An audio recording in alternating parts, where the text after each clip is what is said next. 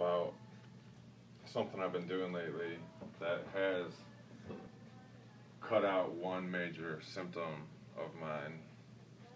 And I think this could probably work for anything, and it's just common sense, but to get yourself to do it, it's really hard, especially when you're not feeling well. But just the simple act of observing and documenting. This is just a dry erase board, but I would recommend a Huddle board, which you can plug a USB port into, and it remembers everything you wrote on it. You can get them online, but just for this video, I'll do just this. So what I do is I just put the date,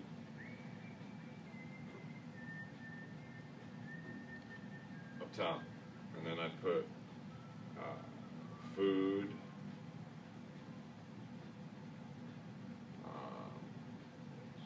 well, okay, I'll just do meds, and then symptoms, and then sleep, and then miscellaneous, and then I'll show that in a second. But so food, I do breakfast, lunch, dinner, and then extra right here. So this morning I had oatmeal, and I had eggs, and I had bacon.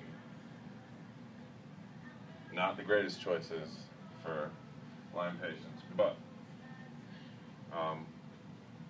and then meds, I did my IVs in the morning, and my supplements, which obviously you're not going to write different supplements every day because they're going to be the same. So there's that. And then symptoms, I don't know, tremors, which I have all the time, leg weakness, and some days I have migraines, fever, whatever comes with Lyme. Sleep, I had to do, what I have, 4 hours last night. Right. Can't remember the last time I got 4 hours of sleep, but,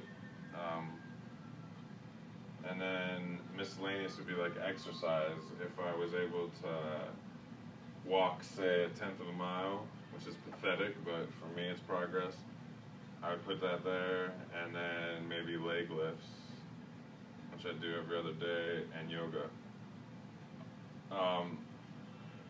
And I'll put 0.5 because I did a half-hour yoga today. So it's all it really is just observation and then documentation, so you can recognize patterns in what you did one day and how it affects you that night or the next day, because the brain isn't designed, I don't think, to really remember what you did 24 hours ago that made you feel bad right then. So you can always refer back to this, which before I got the Huddle board, I was just taking a picture of this and then punching these numbers into Excel, and then I'd be able to chart out and get a graph of my symptoms. But and at the end of the day, I'd put like a C-, say. That would be actually a good day for me. Like today, and I'm able to make a video. Probably today I'm having a C or a C-. And then I do 2 grades. I do a grade for that, how I felt, and I do a grade for how disciplined I was, like B, because I had oatmeal and I had rice checks today, which I don't normally have, and that's kind of deviating from the diet a little bit. So, you know, I put B for self-discipline. That holds you accountable for your behavior, because it'll change your thought process throughout the day, because you don't want to be writing D or C or whatever at the end of the day.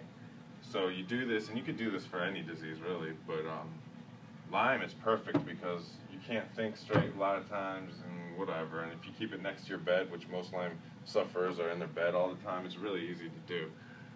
it can be a hassle, but it's really worth it. And I didn't really see a pattern until about week 4, and then the past 2 weeks, now I've really noticed that carbs and sugar don't really affect me that much.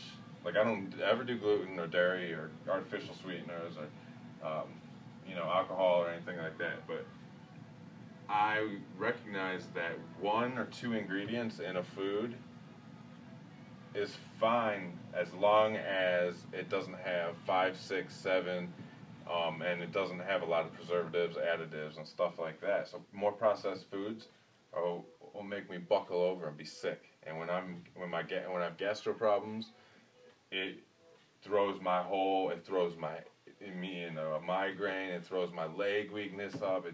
I am just absolute miserable, and all my Lyme symptoms pop up. Because my Lyme is in my gut, and I've known it since I was 17 years old, and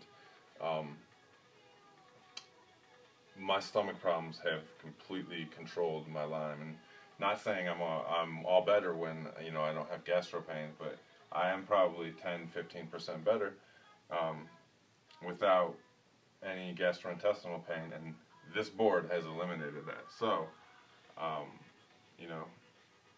the food is in direct correlation to my symptoms a lot. So I can eat oatmeal, and I can eat, Lay's potato chips.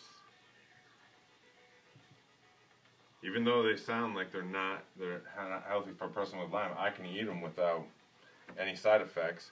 And I haven't had a stomach ache in probably 5 weeks at all, because I recognized from this board, even though you think you can do it all in your head, you just can't. I mean, the smartest person isn't going to be able to recognize that, what you do is going to affect you down the road or the next day or whatever. Another thing I've recognized that I wouldn't have put together, which seems totally obvious, I've been doing for the past 2 years my IVs at night. Doctors told me that. The books I've read have all said, you should either do them afternoon or night or whatever.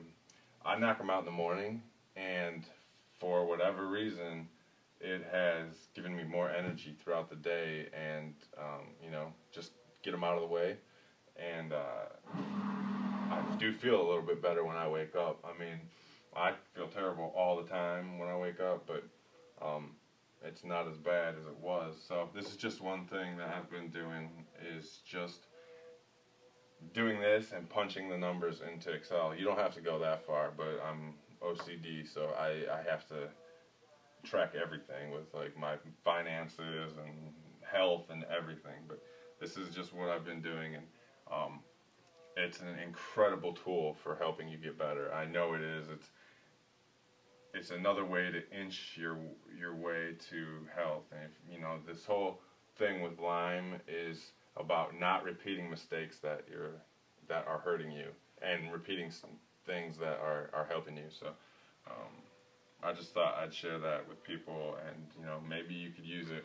And I really recommend that people do. And whether it's on a dry erase board or on an index card or whatever, it's just something that you can refer back to and kind of flip through and go, oh, look at this, like this pattern of behavior equals this.